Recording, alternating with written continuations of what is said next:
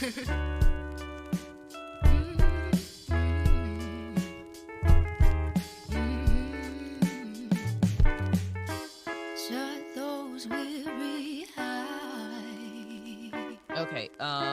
so episode 1 of the podcast episode 1 of start from here. Pop bet. How now, brown cow? Okay, episode 1 of Side Hustle Queen podcast. We have a wonderful guest today named Kennith Burks, who owns a company called Car Kenny, and he is a 2-time startup founder. Gonna give us some nuggets on just what it takes to become what it took for him to even know that he was the business lifestyle was for him. Get to know him a little bit and get to know some of the things that he thought were important before he left corporate America.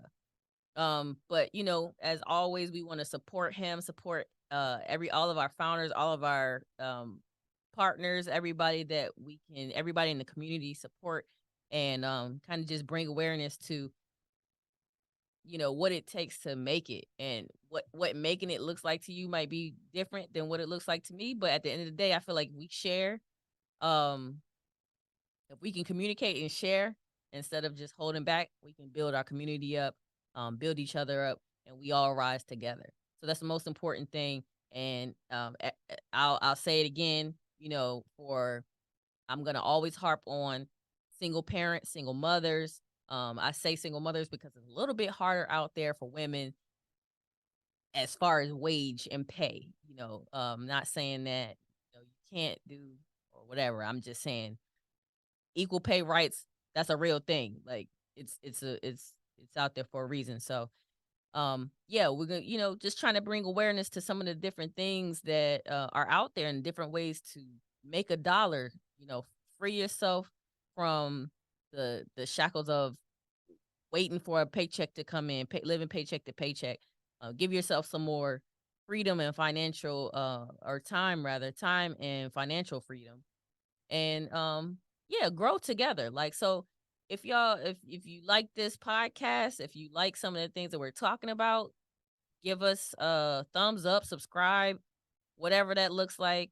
Throw out some suggestions, because the goal is to honestly get anybody who I can reach out and touch a way to realize their own dreams. I'm the sidekick, and I'm just trying to help you be the hero of your own journey.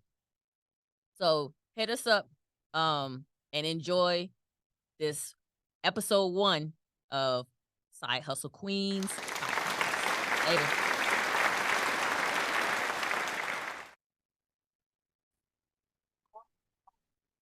Okay. Well, hi, Kenny. How you doing? I'm doing pretty good. My name is Queena, Side Hustle Queen, here with Kenny Burks from Car Kenny, and we'll get to the other startup later. But I know you from Car Kenny, and we were in Accelerator together. Thank you so much for your time today, and just coming on the podcast, our very new podcast. Thank you for being the very first founder that I interviewed. I really appreciate you, sharing your insight and everything, because you've been at this a little while longer than I have. So, first, let's just, if you don't mind telling us about you, tell us who you are, what your startup looks like, what you do.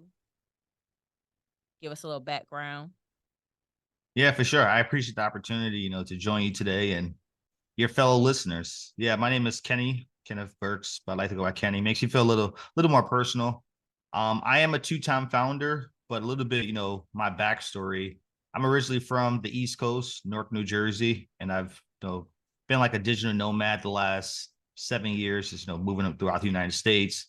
Started in New Jersey, spent time in Pennsylvania, relocated back to New Jersey, went to Arizona, and now I'm here in Los Angeles, and I'm somewhat looking for my next move.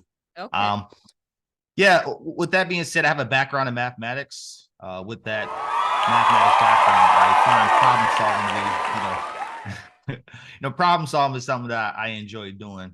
So yeah, mathematics background, and most recently, I completed my MBA from Pepperdine University, and that's really where my mathematics and problem solving background really met the business world and how I take a problem, find a solution by actually making it into a business. And that's really what got me to, build the company I have today. And albeit that, the idea started years ago, actually going to business school and being surrounded by other, business savvy folks allowed me to kind of put that business from paper to actually, having a product on the market today. So yeah, I think that's a little bit of myself, my background, mathematics, business, and, kind of my passions right now is just helping other entrepreneurs and obviously, getting my business off the ground. Yeah. Well, congratulations. Congratulations on the business. How did you know that you initially, like, what made you, did you always think I want to work for myself, I want to own my own business, or how did you, like, what did that look like getting to the point where you knew that this was for you, this is what you were passionate about? Because I mean, it's tough, right? It's not for the faint at heart. So it's not one of those things you just kind of just go out there and do, and it's you're just successful at it. So what motivated you and what made you know that that was where your passion lies? That's a great question. I actually just did a podcast maybe 2 weeks ago, and I'm new to the podcast space, so I'm getting more comfortable, as I go. But I Yeah. was asked this question. I was asked this question a few weeks ago, and how I answered it was, I always knew I was going to be an entrepreneur, even dating back to as I can early as I can remember, probably 6 or 7 years old. One of my little hustles was going to the store for my family. I used to like cross busy streets and go to the corner store, as we call it, the bodega, Yeah. whatever is referred to in your neighborhood. But that was like one of my first hustles, like, making 25, 50 cents, $1 every chance I get. And, back then that was a lot of money. You could buy, a quart of juice, a bag of chips, candy, as a kid, you're happy. Right, So right. like my entrepreneurial journey started very young. From that going to the store, I actually got very close with the people that worked at the store, and I got my first job there like 7 years old. Oh, Like wow, that's crazy. cleaning the aisles, stocking the shelves with more canned goods or more boxes of rice, whatever. Working in the back, like bagging up chicken. If you wanted $5 of chicken wings, I was the guy back there weighing it, like using my math skills at that age. And I would make like $5 a day or so. And from that, I've had other jobs. Following that, like at 9 years old, I was working at like a local construction site right next door to my house. Helping some of the construction guys. Either go to the store for them, pick up trash, you name it. As well as working at the barbershop, sweeping up here. The typical jobs that we have in urban America. So with that being said, I've always knew that I wanted to be an entrepreneur. I always had the vision of I want to build $1 billion business. I want to be an inventor. I want to build myself. However, living in urban America, not being surrounded by, other entrepreneurs or seeing success stories like that, what I gravitated towards was LeBron James. Actually, when I was young, I wanted to be the next LeBron James and take my mom out the hood and play basketball, etc. It didn't make out. Obviously, I'm obviously not, an NBA player right now. But what happened was I took that same passions and, went to school. And long story short, I went to school, got into corporate America, but always knowing that I wanted to start my own business. So when the time came for me to actually start the business and leave corporate, I definitely, crossed my T's and dotted my I's, but I was Yeah. happy, take that leap of faith. So let's go back. You said you kind of knew this when you were younger. Did you know that it was called entrepreneurship, or did you know that it was called being a business owner, or did you just have that passion and it drove you until the point where you like, oh, this is being a business owner. Like you could put, because when I was younger, I kind of just didn't know what that was, um, until later on in life. Like what did you see other people owning businesses? Yo, not at all. Yeah, I don't think I knew it was called entrepreneurship either. Okay, Uh, okay. for me, it was autonomy. The idea I could somewhat do what I want. I was always that kid that I always was different. My brothers and sisters would be out, doing one thing, and I was that kid out doing something else, racing cars down the street or whatever. Just I was called the weird kid, back then. However, what I did like was the autonomy to do my own thing, have my own thought process. And what came that, the idea of, hey, I can make, $2-3 a day and not have to ask my mom for money, and be Right, outside right. and do what I want. So I think it started from there. No, I didn't know any entrepreneurs. Yes, I knew the local business owners like at the corner store or construction Okay. companies, things like that. But I didn't really associate that with entrepreneurship or business. I just associated with they had a job, so to speak.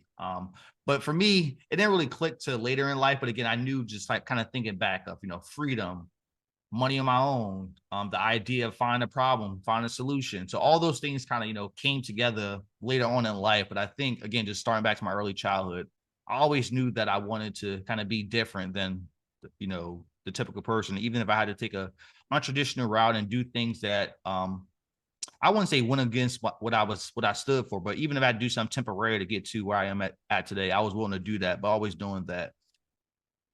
I want to be able to make the decisions. Right. Yeah. Yeah. So, what is the difference? What do you think is different between owning your own business and then like working for corporate America?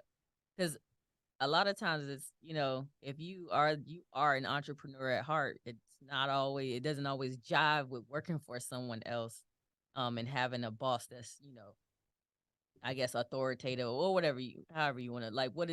How'd you navigate that? Yeah, that's a great question. I would say how I navigate is always kind of keeping the big picture at mind. Like I've started building Car Kenny back in 2017. I was pulled over Oh, by the police, okay. and I was thinking, how do I build a device or a platform that allows me to track my speed at any given time? So if a cop say I was doing 80, I can say, hey, no, officer, I was doing 65. So that's kind of where the idea started. Obviously, it took me years to get here today. So I've always knew where I wanted to go. I went back to business school while I was working full time with the idea of I want to get this business off the ground.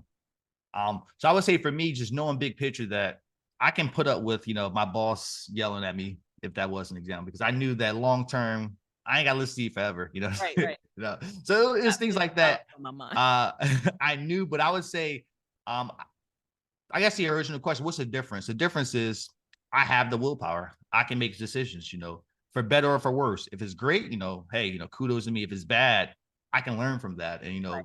and own that mistake. So I would say the difference is being able to kind of have full control over your destiny, over your life, which is great. I want to bet on myself versus put my future in the hands of somebody else that I gotta, cow and bend down to, and whatever the case may be. So that was kind of the difference for me, is just kind of having that freedom and flexibility. But just one quick point there, and what I think I did great as I transitioned, from corporate to the entrepreneurial life, is starting early. Don't actually just start when you quit. I was building my company for 3 years now, after hours, weekends, etc. And then using those same approaches in corporate America. So while you can't make the same changes, just on this kind of tangent, I was just looking at a post by Facebook saying that they're looking to cut out the middle managers, because between Mark Zuckerberg and, let's say, the average engineer who's actually building a product, there's probably 12 people or 12 different high layers of management you got to go through. So if this engineer wants to build a new product, he got to convince this guy who convinces this guy, this gal. It's like, you're 12 steps from leadership. That Right. idea is probably never going to get passed unless it's something great. However, in entrepreneurship, you find something, you can pivot and do it as you wish. So to wrap those two together, the idea what I was, passionate about was kind of taking that leap of faith in corporate America, throwing ideas against the walls, trying to implement new strategies. Some helped, some didn't, some they gave me credit for, some they didn't, but it made me comfortable enough to when my idea came for me to start my own business, I was already pivoting. I was already used to being told no. I was already used to, trying new things. So I think that's like the difference, but that's how you can also like branch it too as you are in corporate America looking to, start your own business. Okay, that's interesting. Let's talk about let's talk about the beginning stages back in 2017 of Car Kenny, and where you were, I guess, where were you mentally, like how were you what made you decide to start a business? What did that look like? Like how were you just like, "Oh, I got an idea. I'm about to go get my LLC," or like what how'd that work? I would say a good thing it was before the LLC phenomenon. So I didn't, I didn't start LLC. I mean, I probably did some just as bad, but when I started, and I didn't have a lot of funds at the time. I had a little funds, but not a lot. But I was, doing some brainstorming. I actually started by going to Invent Help. I'm sure you see their commercial on TV, Okay. quite a bit. Because I was trying to build a physical device. Started there, they did like a patent search for me and put together like this offer packet of what the product could look like, distribution channels, marketing channels, sales channels, things of that nature. Wow. So I've had that since 2017. I think I paid a few grand for it, Okay. and it was a opinion there by the attorney saying that, hey, this idea is patentable. If you were to pursue it, there are no other ideas out there that covers this to 100%. There are ideas that maybe do some, but the idea of a patent is really adding on to other inventions out there. So he was saying it was patentable. So that was like the first step I took back in 2017. I didn't have the money to pursue it. It kind of fell through the wayside, or kind of took a back burner to my corporate America job. But it was always in the back of my mind. So I knew that, hey, I have this technology that I plan on building. And then from doing that, when you have some type of mind, you see it daily. So I started seeing a lot of companies out there. Oh, they're building telematics. Oh, the company I'm working for is looking to get into telematics. Maybe they can use my idea. So I started pitching my idea and talking about it. And that was really the birth of it. That's beautiful. Starting there, and then come launch pair, and that's really where I incorporated, throughout the launch pair process. But before that, it was just kind of idea, sketch, a website, things like that, but nothing really in depth.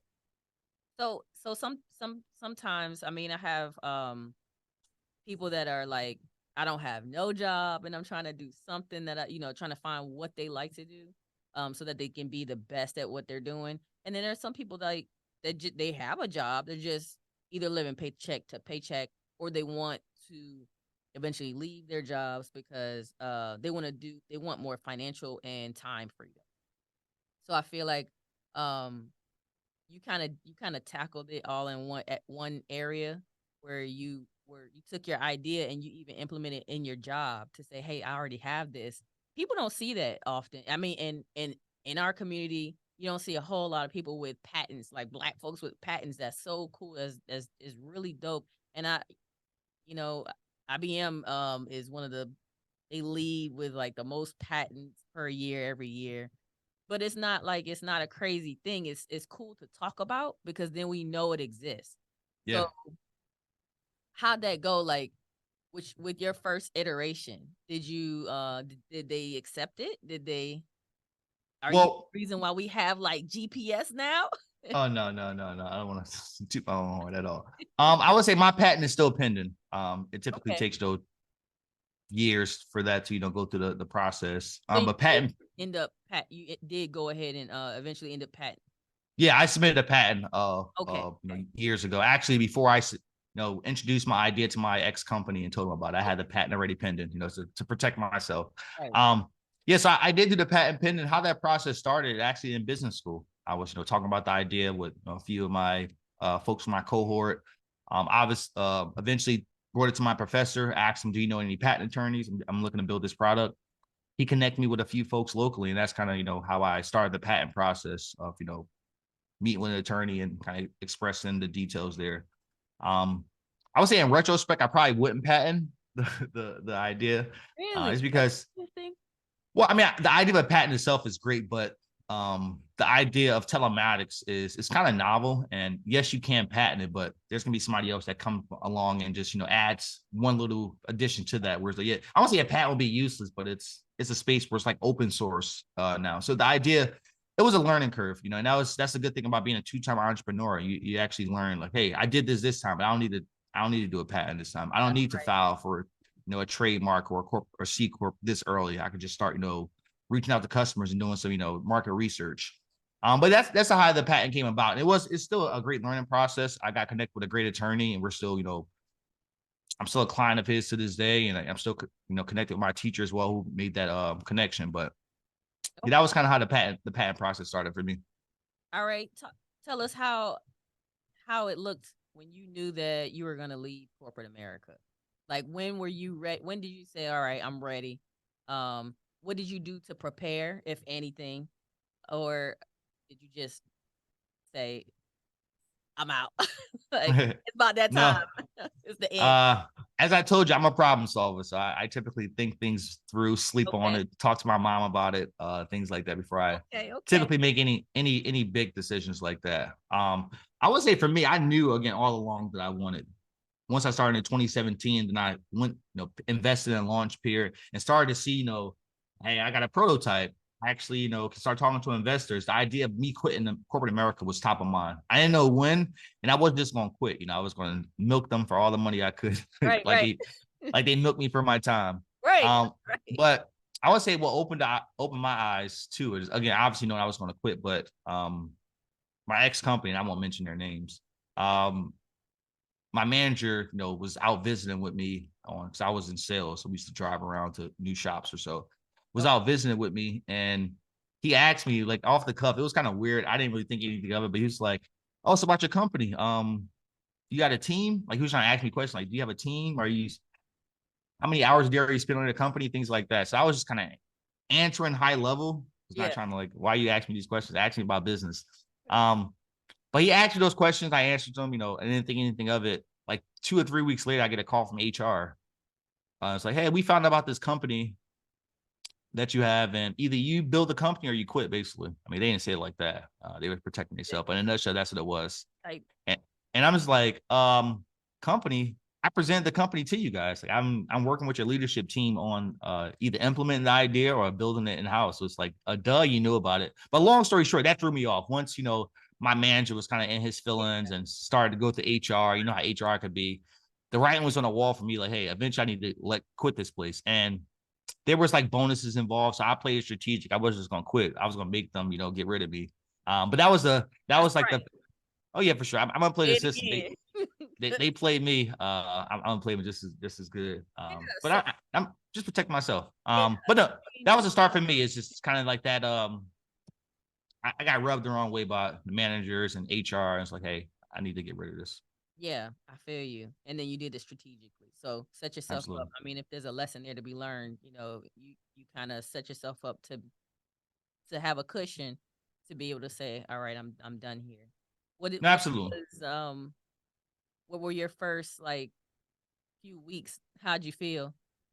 No corporate job, just kind of just working on what you love to do.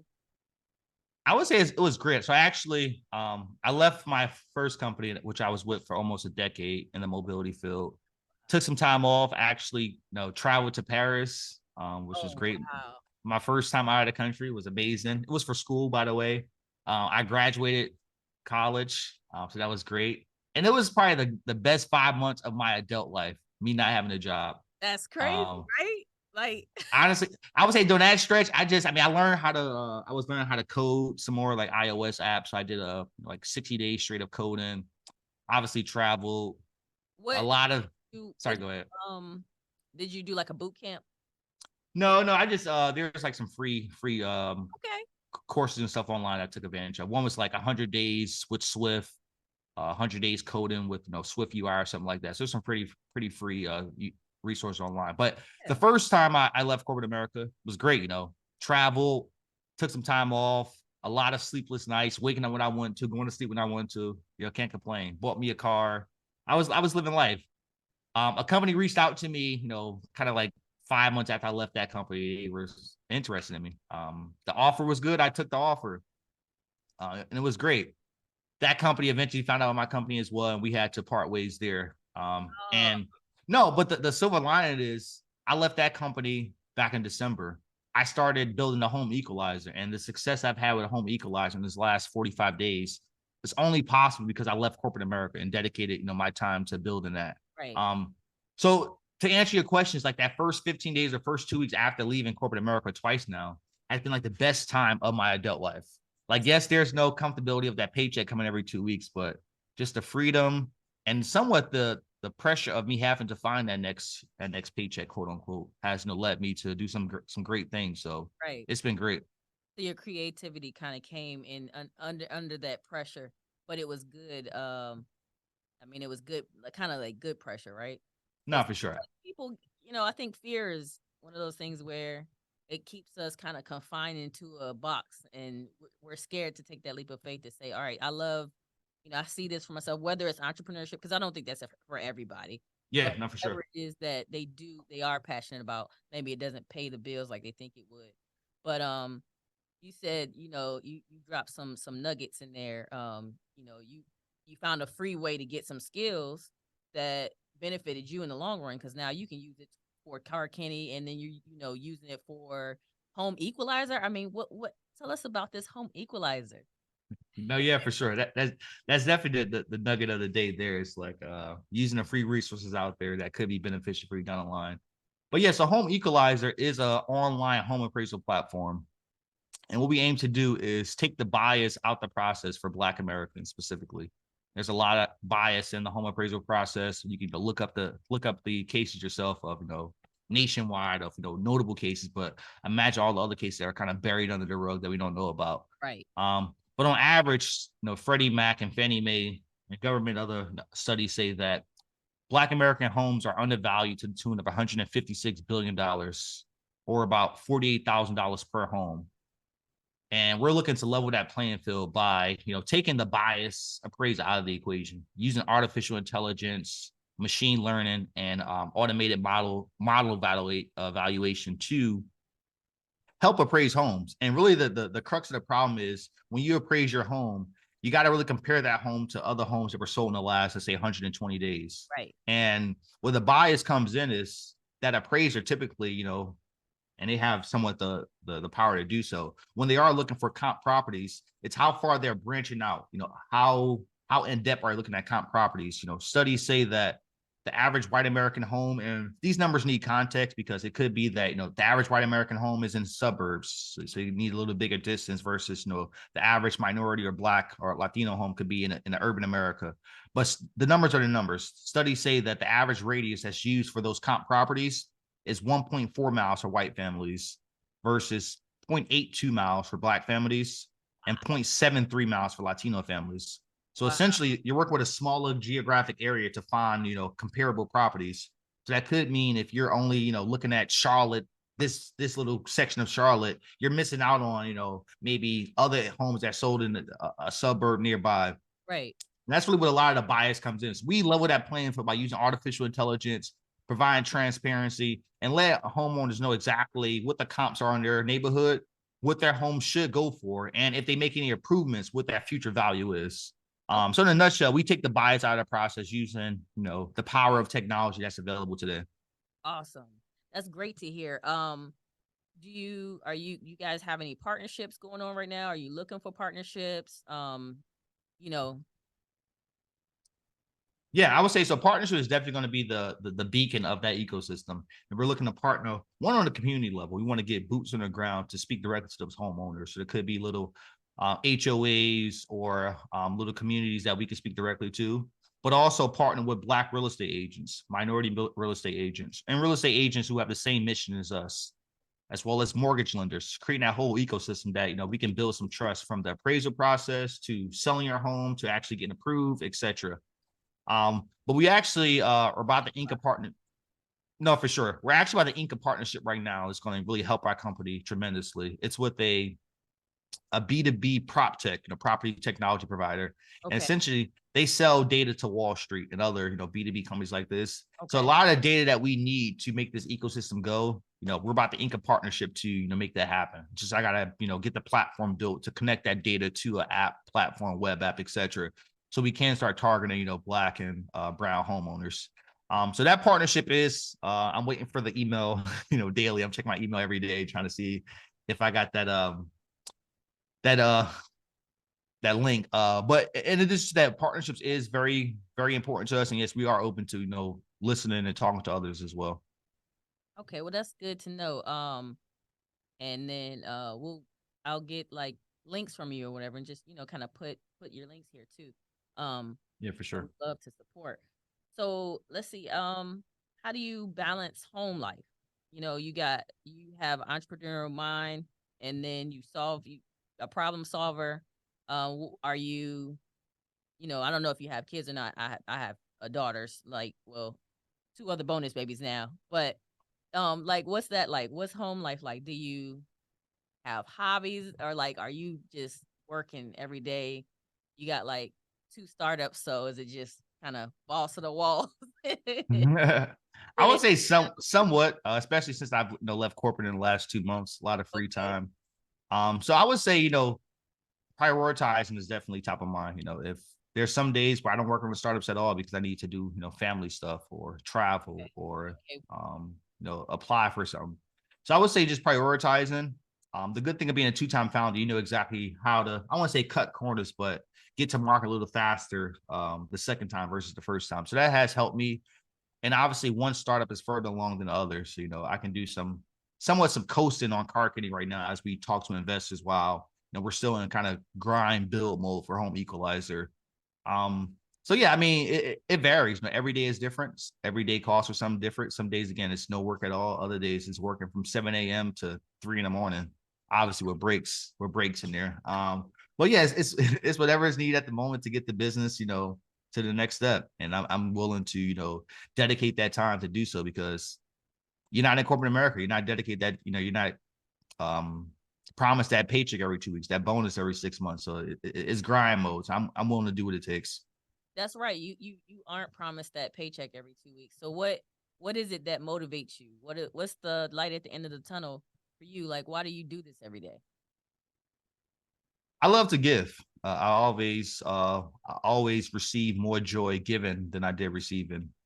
So you know, as I mentioned before, kind of going back to what my motivations were early, I wanted to be LeBron James. You know, I wanted to take my mom out the hood, buy a mansion, buy myself a mansion. And it's not about so much for me, but it's being able to take care of those close to me, you know, take care of my community, build a school, like things like that really motivate me. And I feel as though my vehicle to get there is, you know, through entrepreneurship, is, you know, creating a company that by itself, you know, does great good. With mobility, we're solving challenges in the community, you know, putting resources in low income areas. Well, home equalizer, we're solving, you know, a big issue of home appraisal bias, you know, bringing trust to that process. So the Yeah. business I'm building itself are, you know, for the greater good, but I hope to be able to do more good by the, you know, the fruits of my labor that I get from, you know, starting these businesses. So that's what keeps me Partnership, motivated is right? Like you being able to, for sure. Yeah, yeah. Everybody you kind of bringing everybody in together. I love what you're doing with Home Equalizer. I think that I mean I can definitely see it becoming almost like a badge of honor for realtors or brokerages to say, hey, we are vetted by this group. You know, we are not we don't use biased appraisal have biased appraisals or appraisers. So I love what you're doing, and homeownership in the Black community is really big. We need to kind of boost that. So that's amazing. I think we have. I don't know if this. I'm sorry. We're using Zoom today, so this is saying we have less than a minute left. I don't know if it's gonna cut off on us. If it does, can you It give will. us okay? Give us one nugget that we can just take home or give to our listeners that benefited you or something that you can, share with us that that'll hit home for everybody. If you're going to fail, fail fast. And losses in this business is our lesson. So fail fast and look forward to those losses because they're lessons to get that first W. Okay. Thank you, Kenny. Thank you. Don't cut short. I'm sorry, but thank you so much for your time.